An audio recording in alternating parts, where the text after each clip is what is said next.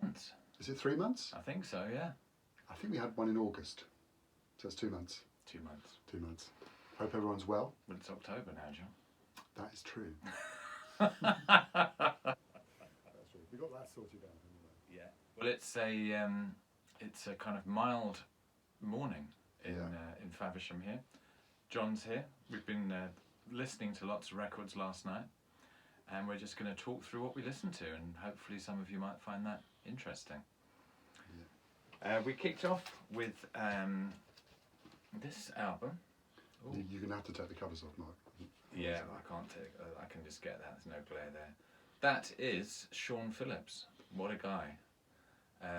Interesting character. We reckon somehow maybe he had a lot of money because he released a lot of albums, and certainly not a particularly commercially viable act, I think. But this is the album called Spaced, and on a couple of tracks he is working with basically the Headhunters rhythm section. So Paul Jackson, Mike Clark, Bill Summers. And we listened to the track that everyone knows is called I Don't Want to Leave You, I Just Came to Say Goodbye, which is just a hugely, it's about half of side 2, really funky Headhunters vibe. But we listened to the track, another instrumental called Prelude to a Leaving. And yeah, I mean, if you like the Headhunters groove, then this is a very cheap Heat album to buy to get a couple of great examples. And it's, you know, it's generally interesting, but those 2 tracks in particular. So my first record was Lenny White from his album, which is called Big City, and played the track off there called Sweet Dreamer, which is a very nice kind of almost kind of slightly atypical kind of Lenny White track. It's not really a heavy fusion thing. It's more like a kind of soulful kind of grooving thing. Should say that I usually try and I might have shown this already on the videos, and I didn't have time to do all my research before I packed my box, but so I had car trouble getting down here, but I made it in the end. So anyway, that track sounded good, but apologies, I've already shown this. Well, you haven't, John, because I don't. Okay. I've got that album, but I didn't know that track, so you've certainly turned me on to it. It's great actually when you discover there's tunes on albums that you've never heard, and they're really good. Okay, well, I had been down the local market yesterday, and there's a particular stall holder who always has a bunch of records, £3 each, or I think 3 for a tenner. Anyway, I picked up this, which is Grover Washington's Reed Seed, which I'm sure is not exactly a new record for many people, but it's a new record for me. I didn't have it. And we listened to the track Lauren's Dance, which was sampled on the first Tribe Called Quest album. But again, just a fantastically sort of funky and jazzy groove. And both of us were saying how Grover Washington isn't really given the credit he deserves for being a great sax player. Definitely. There's also a great version of Lauren's Dance by Idris Muhammad as well on one of his CTI records. Yes, indeed. Crusaders 1, of course, absolutely classic record. I just always find that something about the Crusaders incredibly kind of warming music, actually. Just got a real feel to it and played, put it where you want it off here, actually. I have to say, whenever I put a Crusaders track or album on, I always want to hear it, actually. They're one of those bands, really. Not familiar with that album, actually, John. Really? It's a great one. It's a double album. Yeah. Got So Far Away on it, Sweet Revival on here. Yeah, a lot of really long grooving tracks. So where they went from being the Jazz Crusaders to the Crusaders. Yeah. But it's also got Larry Carlton on it as well. It's a great album. Well, in the spirit of discovering tracks on albums that you didn't know were there, this is the second Leroy Hudson album. For any of you soul and rare groove lovers, you'll be familiar with this. I remember getting this album because I loved the track Blackberry Jam, but actually we listened to I Think I'm Falling in Love. Which is a brilliant track. Which is a brilliant track. Great song, wonderful rhythm section, great moving bass and loads of percussion. Just a particular kind of mid-tempo, funky soul groove that Leroy really kind of created, I think. I think that was one of the original rare grooves, that album as well, because he used to go for huge amounts of money. Oh, really? Yeah. It was like a £300 job. Like a grail. Like a grail, original grail. This is definitely not a grail, but it's a nice record. It's the Blue Man from Steve Kahn, which I played a track from on the radio show, which we'll talk about later on, and played the track Autumn in not Autumn in New York at all, An Eye Over Autumn, which is it's a great record, amazing playing on there. Steve Kahn on his own amazing website, which you should definitely check out if you can, says on here that he produced it himself and he didn't mix it as well as he should have done, and it's very kind of slightly treble sounding track, but it has the most amazing drumming on it from Steve Gadd, who absolutely kind of shreds really, and it's great playing from Michael Brecker. So most of Steve Kahn's albums are really good, but this is probably the best album, but unfortunately it's not the best mix, and they improved it on quite radically improved it on the CD when it came out. And it's kind of like the Brecker Brothers. It's got a similar sound to and it has almost exactly the same lineup as one of the Brecker Brothers albums. But some great playing on there as well. And I think drummers are very fond of the track. Explosive, I think is the word I would use. Okay, again, I'm sure a record that everyone is very familiar with. The Weather Report album, Heavy Weather, and obviously everybody knows, everyone knows this album, I believe, but do they know Elegant People? I'm not sure. It's a brilliant song. What a fantastic track. Wayne Shorter composition. Just as we were listening to it, just thinking, wow, Weather Report really have such an individual sound, really, can't think of anybody else really who sounds like them. And just that kind of combination of Joe Zawinul and Jacko and Wayne Shorter and Alex Acuna in particular on the percussion. Percussion mix really to the forefront. And actually the drumming from, what's his name? Chester Thompson, kind of really just doing what's needed and allowing a lot of space for the percussion to really be doing the fancy, exciting stuff. But loving that. Definitely, and sticking with, I've also been listening to a lot of Weather Reports, and from the album Procession, which was a later restoration of with Victor Bailey and Omar Hakim as a rhythm section, played the track Plaza Real or Real from this, and it's another great Wayne Shorter tune. And I've been been listening a lot to how a lot of Wayne Shorter tunes crop up in different versions over different parts of his career, and Plaza Real was being played by the last quartet he had with Patitucci, Blade and it's just a unique sound, as well as a unique sounding band. Both Zawinul and Shorter are just amazing composers, really. Yeah, this underrated record. It's actually a very nice record. Well, we kept the Wayne Shorter Fest going, and this was the first album that Wayne Shorter released after he'd left Weather Report. It's called Atlantis, and I was sort of turned on to it because I was somewhere reading the 3 records that Domi and JD Beck, who, if you don't know them, do check them out online. They've got a new album that's just come out on Blue Note, I believe is coming out in vinyl in October. But they were rating this album, Atlantis. And yeah, just some extremely complex, melodically stunning compositions. We listened to the track called When You Dream. One of the kind of album that you need to invest, definitely a few listens in, and it's got an early 80s, mid 80s production, which obviously hasn't aged brilliantly, but the playing is fantastic, the compositions are excellent, and I think I'm right in saying a lot of these tracks were also used in his last quartet. I think also the one after that, Joy Rider, the production really does overwhelm it and make it sound very well, but I think it still sounds okay, that one actually. We obviously lost Pharaoh just over a week ago now. It seems like a long time, but it was over a week ago, and did a show on Sound Unbound dedicated to him, but this was one record I couldn't find. It was in the wrong place, unsurprisingly. A lot of my records in the wrong place. This is the album Rejoice, which was a double album on Teresa Records, and played the track called Origin, which is arranged by William S. Fisher, who we've featured on his videos quite a few times over the last few shows. Yeah. And some great playing on there. Really brilliant playing from John Hicks, who's a very underrated pianist, and also some nice vibes from Bobby Hutcherson. It's a good record. Quite a wide variation in the different sound and different tracks different bands use, but it's another good one from Pharaoh. Well, I think at this point in the session, John and I decided to go and take a break, and we returned in a very Psychedelic frame of mind. We returned in a psychedelic frame of mind. So the next few tracks will reflect how we were feeling, and we listened to a track from this album by Bruce Palmer.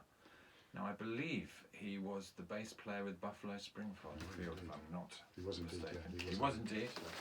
This is a really nice reissue, lovely textured vinyl. Well, the vinyl's not textured. No, not the, no, the vinyl's not textured. Look at that. Lovely photo. This is basically like a collection of just jams, like pure 1969 unadulterated jamming going on. And I really like it. It's got the big surprise is it's got Rick James on percussion, who was known as Rick Matthews, apparently, at that time. And John was telling me was actually in a band with Neil Young. Which makes him not a big surprise, I guess. Which makes it not such a big surprise. But yes, I seem to remember, someone from the VC shared this ages ago, and then I remember picking it up. But I think it was Sublime Media, in fact. But yeah, it was. I've been kind of going through records thinking I might get rid of a few, and this was on the possible to-go list, and then I listened to it and I thought, actually... In fact, most of them seem to have stayed on. They mostly seem to have stayed, they do, yeah. This is a record I've definitely shown before, I know, for some comment, but anyway, I just wanted to play track off it, basically, and played Changes Now off here, and it's still, I think it is definitely my favourite Byrds album. And, just such a great sound, I think, as well, this kind of time. From the year earlier, or that sounded like it was a long time earlier. Than the other one. Yeah. Well, we were getting deep by this stage. And I can't remember who it is, but there's somebody who's a great Man fan who watches the channel. And last time they commented about this album, Maximum Darkness. This is the Man Band. John and I were both at one of the gigs that resulted in this live recording. They did 3 nights at the Roundhouse, and they had John Cipollina from Quicksilver Messenger Service as their special guest for the tour. And we listened to one of the highlights of the night, actually, Many Are Called But Few Get Up. Just the product of a band who were gigging all the time. Really, really tight, wonderful drumming from Terry Williams, and an incredible sort of funky, psychedelic rock vibe that they had. Very, very tight. Just thinking also, we were talking afterwards about that time, it was just, you used to be able to see bands like Man almost not every week, but every couple of months. And there were a few bands, Man and Family, who just seemed to tour all the time, and they were always just, down the road every couple of months. It was an amazing time, really. So I, keeping in that kind of period, we lost Jean-Luc Godard, my favourite film director, a few weeks ago, and he filmed Jefferson Airplane playing House of Poone's Corners on the roof in New York, and I just made me go back and listen to and I should put the clip up on YouTube. Well, I just liked it back on YouTube again. But also just that track is just a huge sounding track, actually. Jack Cassidy's bass sounds enormous on it as well. Overdriven tone. Yeah, everything's overdriven. Basically, the whole band's Anyway, so I've always been a huge Jefferson Airplane fan. This is from Crown of Creation, which is probably one of their best records. Well, we took a sidestep into a slightly different direction for the next couple of tunes. I'd actually picked this album up on the morning of the session yesterday. This is Studio One Music Lab on Soul Jazz. And any viewers of this channel or listeners of All Points will know that I'm a great fan of the track People Make the World Go Round. And sure enough, yet another version, this time from Hortense Ellis, who was Alton Ellis's sister, I believe, and the Sound Dimension Band. And just a beautifully stripped down version with Hortense just appearing at the beginning and the end of the track. And lots of tracks which kind of are in that space between reggae and funk and jazz, featuring lots of the great musicians from the Studio One stable.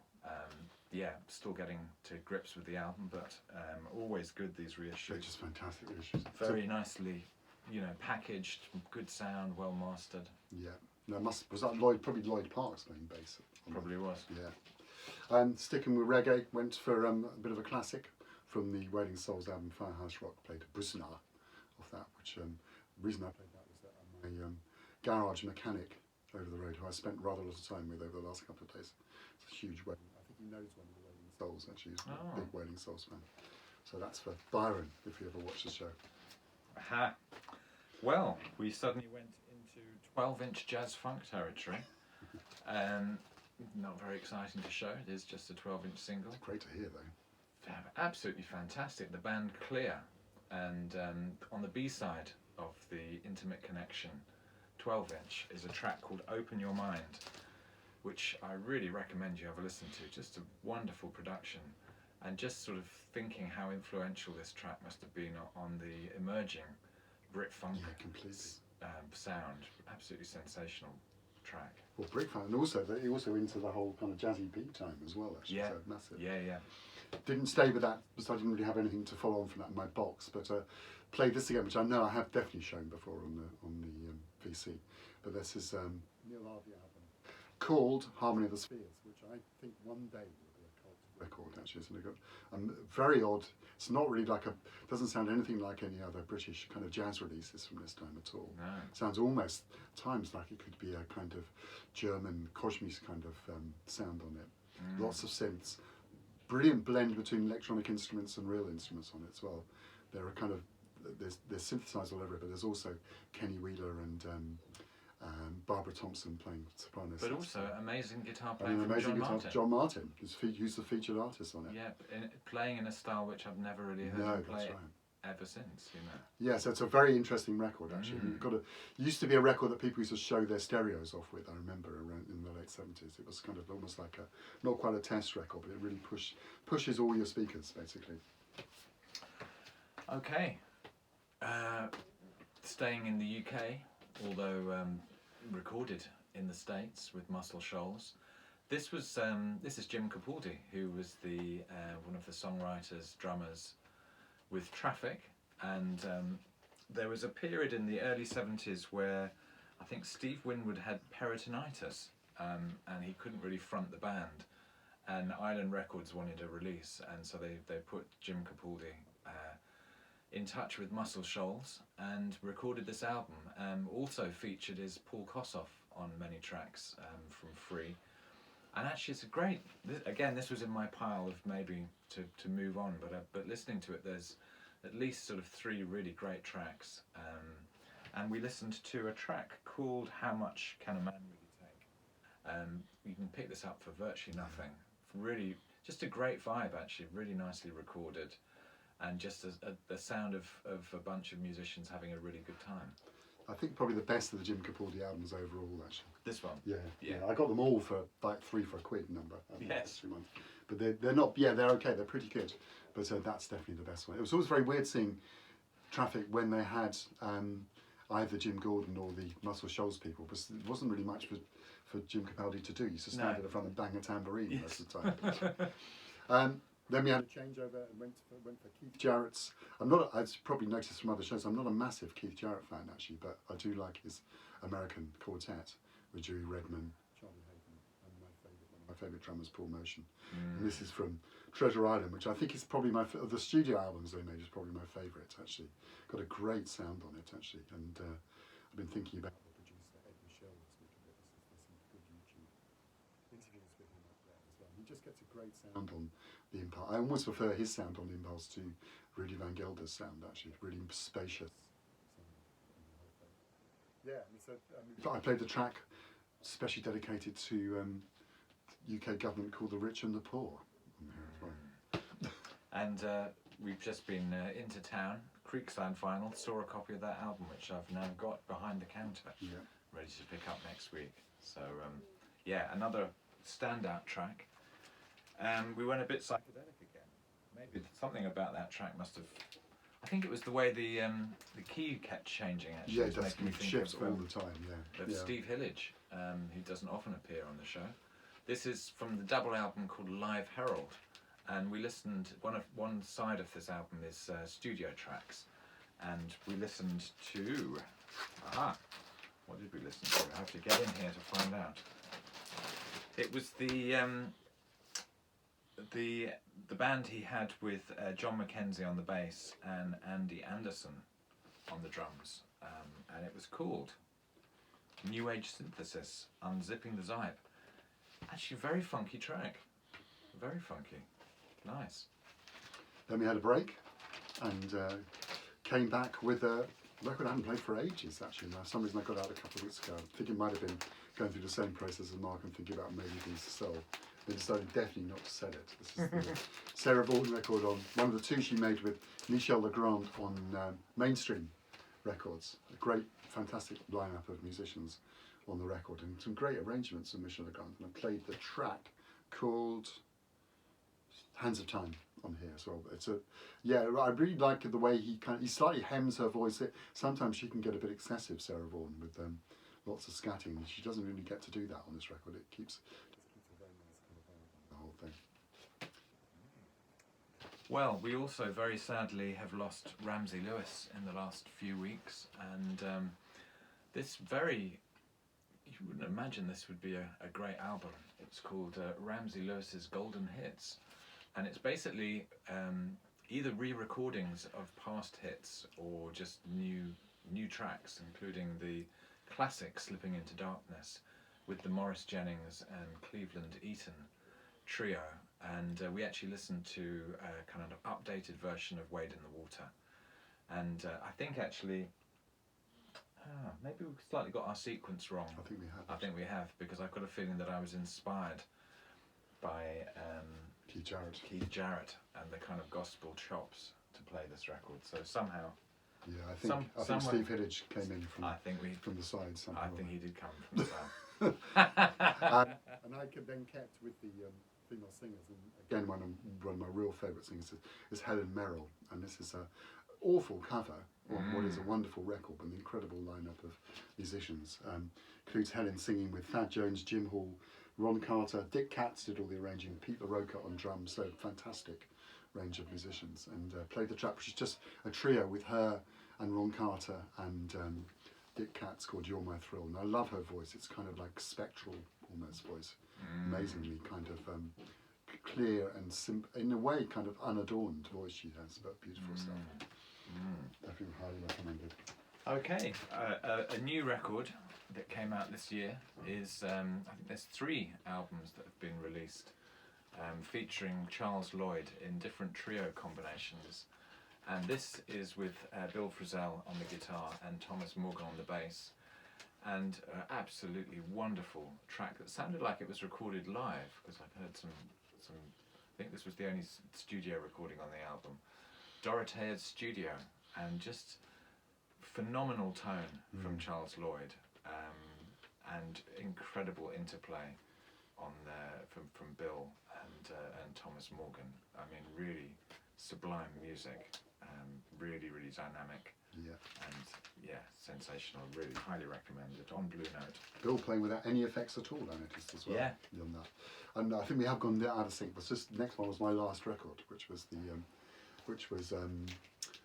basically Gillian Welch, and something I missed out the first time round when it came out, and it's been repressed, luckily without any kind of changes from the first one. It's Gillian Welch and David Williams from the album All the Good Times Are Past and Gone, and this was actually recorded in there at home on equipment, and it's won virtually every recording award possible. It's got an incredible sound. It really does sound like it's a bit of a cliche, but it really does sound like this. I played a great version on it from Senor, and they're just doing, and also the classic thing about these records are done to an incredibly high standard, but they cost a lot less than a lot of other stuff that's coming out at the moment as well. Highly recommended. And my final record was again in the sort of to be got rid of pile, which then suddenly has made a valiant return into the collection. It's Roberta Flack's Blue Light in the Basement, and we listened to a track called The 25th of Last December, which is written by Eugene McDaniels, who also writes another couple of tunes on this. Gene McDaniels, some of you will know him as. And it's just a beautiful song, and really sort of sympathetic playing, and a wonderful kind of coda at the end. So I heartily recommend tuning into that It was the perfect end to the session. Yeah. And just a reminder that both John and I are doing regular radio shows these days, and we'll leave links underneath this video. But if you like the variety of music that we play, there's plenty more where that came from. I just to say thanks, but also some of our regular watchers are also regular commenters on our shows and listeners. So thank you to you know who you are, Exactly. as I say, in this broadcasting terminology. Indeed. Yeah. So I mean, the world continues to be ever weirder, Especially here. especially in the UK. But you know, we're keeping going. The music is the continual thread, and we'll keep the good vibrations emanating out. Yep. Okay, see you next time. Thanks, everybody.